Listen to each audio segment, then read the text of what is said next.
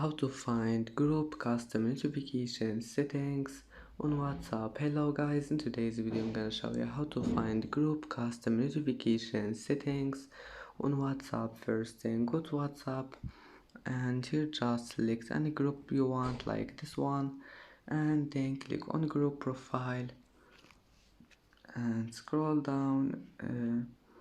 Here you will find custom notifications and here you can manage it.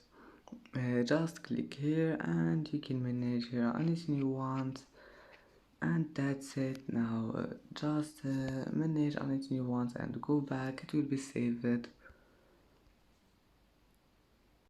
And that's it for today's video. If you like this video, don't forget like and subscribe, and thank you for watching this video until the end, and see you in the next video.